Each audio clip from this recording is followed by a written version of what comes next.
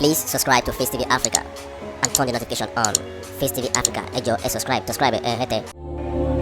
Face TV Muswobi. Gbogbo etí tí ń gbọ́ mi nílé lóko nírìn àjò ọ̀dẹ̀dùn bí orúkọ mi ni ọ̀jọ̀gbọ́n Ìbítáyọ̀ Joshua. A kí ọ̀gá wa níyìn ọ̀mọ̀wé ọmọọba Honorable Deputy àti gbogbo ohun tó ń bẹ nílé agodo níyìn pẹ̀lú mi. Bákan náà adúpẹ́ lọ́wọ́ Ọlọ́run ọ̀gá àgọ́ jùlọ ọba tó kí ọba láéláé ọba ayérayé Ọlọ́run gbogbo ẹ̀dá ènìyàn Ọlọ́run ẹ̀dá àwọn ẹlẹ́ran ara. Adúpẹ́ lọ́wọ́ Ọlọ́run látọ̀sẹ̀ tó kọjá lọ di wákàtí àti ọ̀wọ̀ yìí. Ètò tá à ń mú wá ní ọ̀sẹ̀ẹ̀sẹ̀ gẹ́gẹ́ bí a ti mọ̀, ètò gbajúgbajà ní tá mọ̀ sí ètò ìmọ̀lóláyé. Ohun tí a mọ̀ ní ọ̀sẹ̀ tó kọjá ó dá lórí àwọn politician wa bí transiting age ṣe wọ́n máṣumáṣu. Àmọ́ ní ọ̀sẹ̀ yìí ohun tí mo máa sọ ètò fún wa ní ọjọ́ tòní ó dá lórí bí nọ́mbà ìta ń sọ nípa rẹ̀ bí ó ṣe ń support àwọn bàbá wa Asiwaju Ahmed Tinubu ní 2023. Tí a bá wò dáadáa, Ọlọ́run ọba tá à ń sìn, ọba alààyè tí ìṣe ọba àwọn òkú, Ọlọ́run ní ètò rere fún oníkálukú wọn. Bẹ́ẹ̀ ni Ọlọ́run ní ètò rere fún oníkálukú nínú ìrìn àjò oníkálukú ní ìgbà tí àkókò rẹ̀. Ní àkọ́kọ́ tí a bá wò dáadáa, Ọlọ́run fún ẹ̀dá ní agbára láti ṣe ohun gbogbo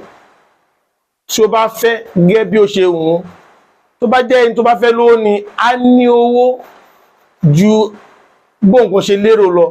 Tó bá jẹ́ ẹni tó bá fẹ́ nípò ni á nípò ju gbóǹkan ṣe lérò lọ. Tó bá jẹ́ ẹni tó fẹ́ ní ọlá ni á ní ọlá ju gbóǹkan ṣe ní rí lọ. Tó bá jẹ́ ẹni tó ní ẹsẹ̀ ni tó ní ẹnu ni á lẹ́nu á nẹ́sẹ̀ ju gbóǹkan ṣe rò bó tó àti bó ti yẹ lọ. Àmọ́ ohun kan tọ́nà fi ju ẹ̀dá lọ ní wípé Olúwa ló ní ìgbà àti àkókò. Ní tó túmọ̀ sí pé tí ayé bá ń yẹ ìgbà ni o, tí ayé bá ń sùn ẹ ìgbà kan náà tún náà ni. Nítorí pé ó ti ya ọkọ lánàá lọ́jọ́ tó ní kò padà yẹ wọ́n mọ́, wọn ṣe Ọlọ́run kì í dẹ́ ṣe pé bí ìwà tàbí ẹ̀ṣẹ̀ wọn ni, bí kò ṣe pé ìgbà tí wọ́n náà ti lò kọjá yẹn. Ní Yorùbá bí wọ́n sọ pé ìgbà mẹ́wàá ọba mẹ́wàá, ìgbà mẹ́wàá kò lo ilé ayé gbó. Tí a bá wò dáadáa lórí ìrìn àjò àwọn bàbá wa Asiwaju Ahmed Bola Tinubu, tí a bá wò ọjọ́ dáadáa ní ìrìn àjò bàbá yìí, bàbá yìí jẹ́ ọ̀kan pàtàkì ní ìlú yìí, àti wípé ẹni tí Ọlọ́run yọ́nú sí ni, ẹni tí Ọlọ́run ní ìfẹ́ sí ni, ẹni tí ó jẹ́ pé àkàndá ènìyàn ni. Irú wọn ṣọ̀wọ́ ní àgbáyé, káyà sọ pé ní orílẹ̀-èdè, bẹ́ẹ̀ ni irú wọn ṣọ̀wọ́ ní àgbáyé. Tí a bá wò dáadáa, a bí àwọn bàbá wa Asiwaju Bola Ahmed Tinubu, a bí wọn ní March 29, 1942. Nítorí túmọ̀ sí pé láti March 29 ni bàbá yìí ti 70. Nínú ìrìn àjò àwọn bàbá yìí, a rí pé Ọlọ́run ṣe oore ńlá fún wọn, àti wípé nínú ìrìn àjò a máa ń pe kíní kan ní trying Saturn. Trying Saturn yìí nínú ìrìn àjò, nínú gbogbo oore tí Ọlọ́run ṣe fún ẹ̀dá láyé yìí, oríṣiríṣi oore ló wà tí Ọlọ́run ṣe fún ẹ̀dá láyé yìí. Àmọ́ oore tó ṣe kàǹkà jù, oore tó ní kìmí jù, oore tó fi ẹsẹ̀ rinlẹ̀ jù, òun náà ni à ń pè ní trying Saturn nínú ìmọ̀ ẹ̀kọ́ nọ́mbà tí mo fi ń ṣe àpèjúwe fún àwọn ẹ̀dá nínú ayé yìí. Tí a bá wò dáadáa nínú ìrìnàjò bàbá yìí, a rí pé àwọn opportunity kan wà tó pé bàbá yìí wọ́n mísẹ̀. Bẹ́ẹ̀ ni wọ́n mísẹ̀ rárá nínú ìrìn àjò wọn. Tí a bá wò dáadáa nínú ìrìnàjò bàbá yìí ní ọdún yìí, personally tó jẹ́ pé personal year tí wọ́n lò ní ọdún yìí 9 ni. Gẹ́gẹ́ bí ẹ ti máa ń gbọ́ àwọn ẹ̀kọ́ tí máa ń sọ nípa ọ̀rọ̀ nọ́mbà, lose and gain ní 9 jẹ́ lose and gain. Àmọ́ tó wá jẹ́ pé ẹni yẹn ẹni tó dáa ni oníwà dáadáa ni tí àwọn èèyàn bẹ́ẹ̀ bá ń fa bẹ́ẹ̀ 9 nínú ìrìn àjò wọn gain wọn ó máa ń pọ̀ ju lose lọ. And tí a bá gbọ́dọ̀ dáa nínú àjò bàbá yìí gẹ́gẹ́ bí wọ́n ti ń lo lose and gain for this year. A rí i pé àwọn èèyàn kan fẹ́ mì wọ́n wò nínú ìrìn àjò nínú ọdún yìí gẹ́gẹ́ bí bàbá yìí gẹ́gẹ́ bí ó jẹ́ pé bí wọ́n máa ń ṣe oore àti pé kò sí ìkọlù kọgbà kan nínú ìrìn àjò tó ti rìn sẹ́yìn débi pé bí wọ́n lè padà fẹ́ lose nínú ọdún yìí. Bí lose fẹ́ tẹ̀fẹ́ wáyé á padà rí pé at last gain tí wọ́n ti wà ní àkọọ́lẹ̀ wọn ló padà support nínú ìrìn àjò nínú primary election wọn tí wọ́n ṣe láti jẹ́ ewé olúborí nínú ìrìn àjò wọn gẹ́gẹ́ bí ìrìn àjò tí nínú ọdún yìí. And tí a bá wò dára mo sọ nípa trying Saturn ní ẹ̀kọ́ pé oore tó ní kìíní ni nínú oore tó lọ́n ṣe fún ẹ̀dá ni. Ẹlòmíì tí táìmù ẹ̀ bá dé nípa trying Saturn yìí ẹlòmíì ó lọ fi tẹ̀ márì ni, ẹlòmíì ó fi tẹ̀ ń kàwé ni, ẹlòmíì ó fi tiẹ̀ lọ fi kọ́ṣẹ́ ni.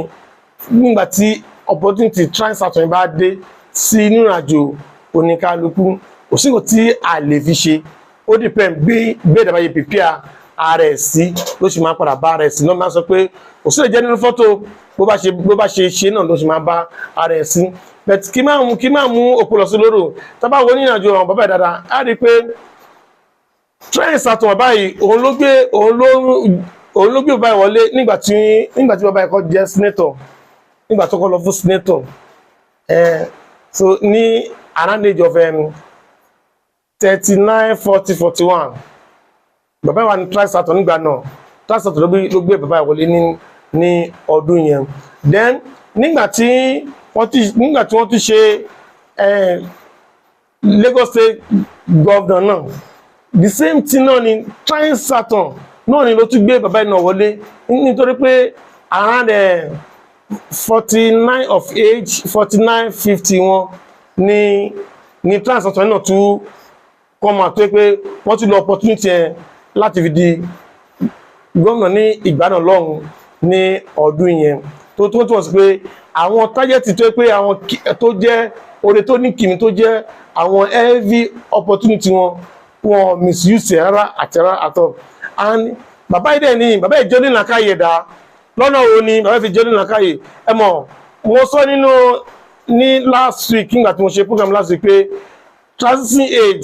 age at 56 years to 63 years wípé gbogbo ẹ̀dá tó bá pàṣẹ àwọn age yìí ní period wọn ó máa ń ní àwọn nǹkan tí ìṣòro tí wọ́n máa ń dojú kọ. Àmọ́ nǹkan tó bá fara ẹ̀ pamọ́ gẹ́gẹ́ bí àwọn olùmọ̀ ti pè ní retirement age nǹkan tó bá fara ẹ̀ pamọ́ ní this period kò ní sí wàhálà kankan àti nínú wàhálà irú èèyàn bẹ́ẹ̀ ara ní tábàdé wọn bàbá yìí dáadáa gẹ́gẹ́ bí ó ṣe pé ọ̀jọ̀gbọ́n ní bàbá yìí náà ní gbogbo iṣẹ́ tí bàbá yìí ti ṣe ìyẹn Aṣíwájú yìí gbogbo iṣẹ́ tí wọ́n ti ṣe láti age of 49 to 55 years of age tabawo dáadáa láti age of 49 wọn títí wọ 55 years of age iṣẹ́ tí bàbá yìí ṣe sílẹ̀ ní period yìí ni bàbá yìí fi maintain ara wọn tó yẹ pé wọn lé ipò wọn lé ohunkóhun kankan rárá nínú darkness age yẹn ìjábọ̀ sí retirement age at 56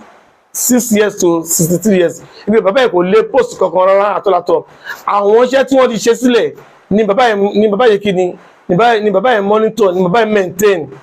ni bàbá yìí bid àwọn nǹkan tí wọ́n ti ṣe sílẹ̀ ni bàbá yìí bid lé ní orí kò lé any post anything kódà nígbà tí wọ́n tún fi lọ pé nínú part of lọ pé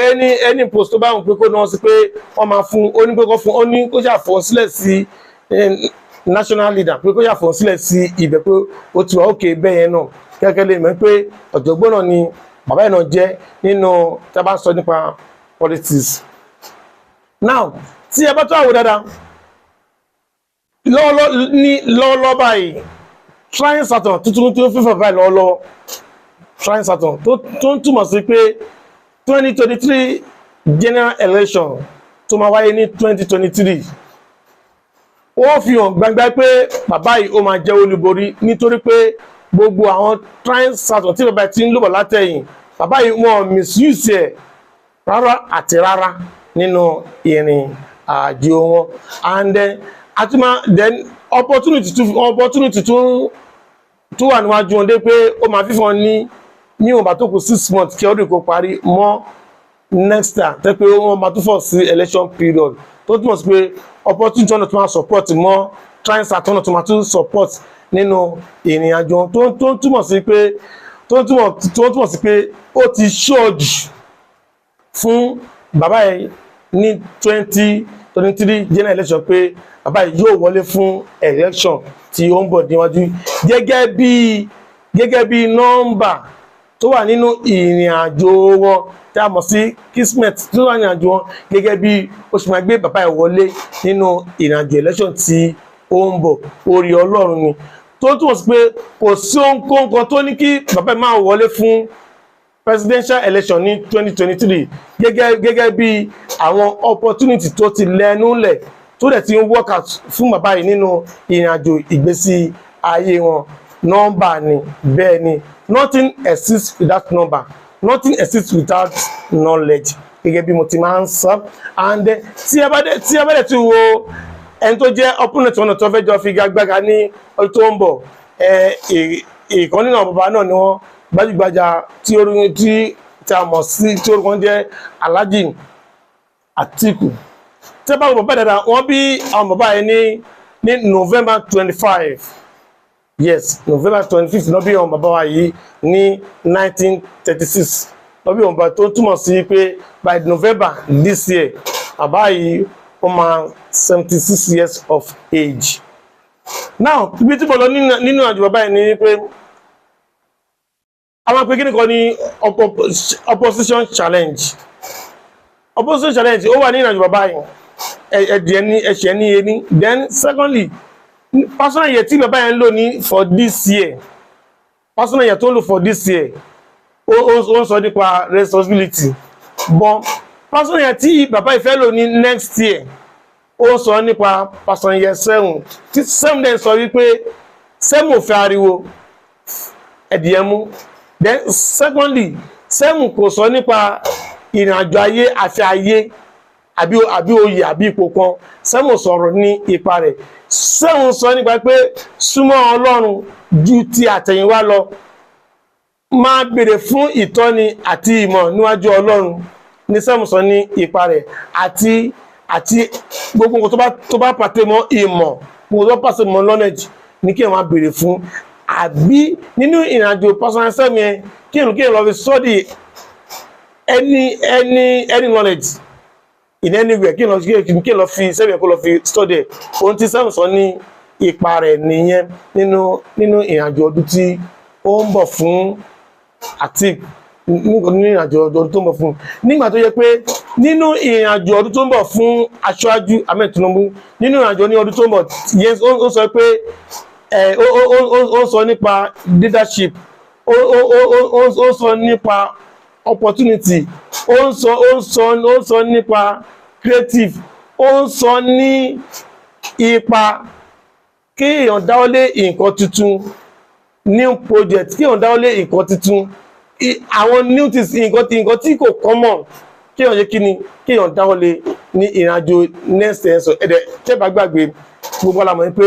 1 no rival ni 1 tó túmọ̀ sí pé Bọ́lá Tinubu 2023 no rival nínú ìrìn àjò wọn.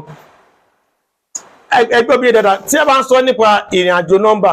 nínú ayé yìí kò sí ta fẹ́ sá sí nínú ìrìn àjò nọ́mbà bẹ́ẹ̀ ni ẹnikẹ́ni tí ó bá mọ date of birth ẹ̀ kò sí nǹkan kan tó bò nínú ìrìn àjò ẹ̀ láti mọ̀ rárá àti rárá nítorí pé Yorùbá ló máa ń sọ̀rọ̀ kan wípé ẹni tí kò ní bèbà kó bá ọ̀kín kó bá ọ̀ bẹ́ẹ̀ ní tó túmọ̀ sí pé nítorí pé ohunkóhun tí kò bá sí nínú ìrìn àjò wa kò kí ń ṣẹlẹ̀ sí ẹ̀dá bẹ́ẹ̀ ni ohunkóhun tó bá ṣe sẹ́dá ó ti wà nínú àkọọ́lẹ̀ rẹ̀ ni ohunkóhun tó bá ṣe sẹ́dá ẹ máa wo ẹ máa wo àwọn ọba aláyé tí wọ́n jẹ́ ọba kò sẹ́ńtà bí mọ́ kò sẹ́ńtà bí mọ́ pẹ̀lú ọba pé gbàtà bí lápẹ́ báyìí àbí pẹ̀lú adé àti ìlẹ̀kẹ̀ àti ọ̀pá-ìlẹ̀kẹ̀ ni kò sẹ́ńtà bí kò sẹ́ni tó bìnrin bí lọ́ba bẹ́ẹ̀ ni ìgbà tí a dáyé tán lápadà di ọba tó bá sì wà nínú àkọọ́lẹ̀ wa ọba olùkọ́ ènìyàn kò lè padà di ọba àbúrò tó bá ti wà nínú àkọọ́lẹ̀ rẹ̀ ó di dandan gbóòtì ogún náà kò gbóná tó gbogbo tí kò gbóná kò le tó apàdà dé ipò ọba yẹn náà ni nítorí pé àti kọ́ pé yóò jọba tásìkò bá sì tó yóò sì jọba náà bó tó àti di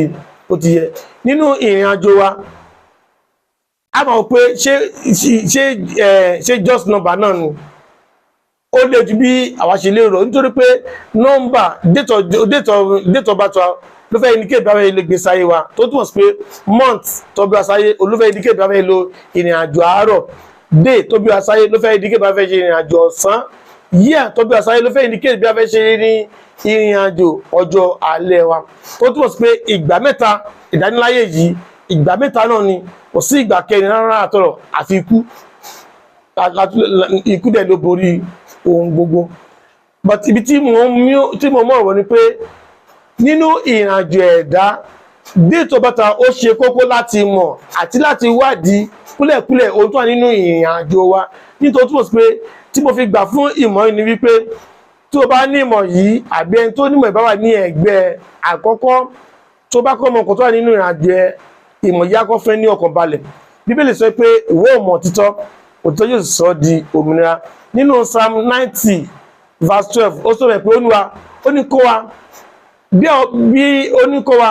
bí àwọn yóò ṣe máa ṣe àṣà lórí ọjọ́ orí wa kí àwọn kó lè pe ìyà sí ipa ọgbọ́n bẹ́ẹ̀ ni bíbélì sọ fún wa ní ìtọ́ túmọ̀ sí pé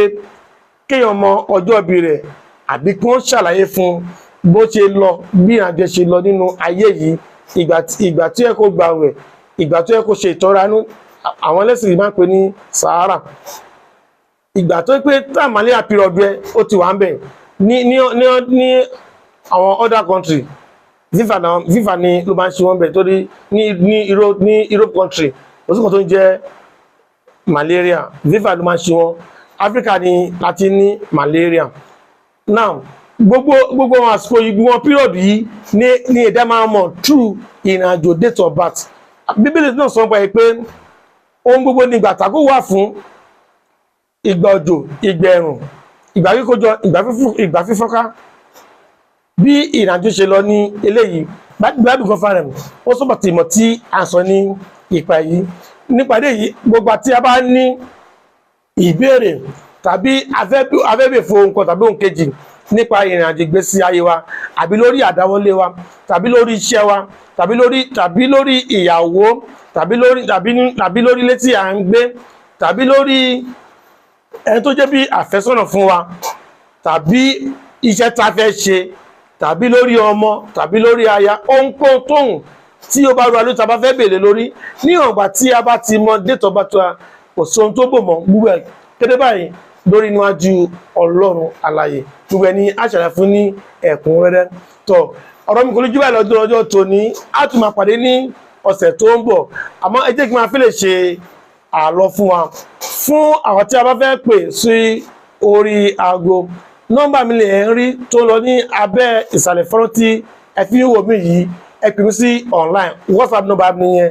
kò séwu ẹ fi ọkàn balẹ̀ kò sóhun tí ó ń bọ̀ lókè tí ìlọgbà ohun tí a bá fẹ́ béèrè fún a ní àǹfààní láti gbọ́ dára ní ẹ̀kúnrẹ́ bó tà tí bí ó ti yẹ èmi ní olólùfẹ́ tòótọ́ orúkọ mi kò tí ì yí padà èmi náà ni ọ̀jọ̀gbọ́n Ìbítayọ̀ Joshua ire o. Please subscribe to Face TV Africa and turn the notification on. Face TV Africa ẹ jọ̀ọ́ ẹ subscribe ẹ hẹ́tẹ̀. Face TV was Swoby.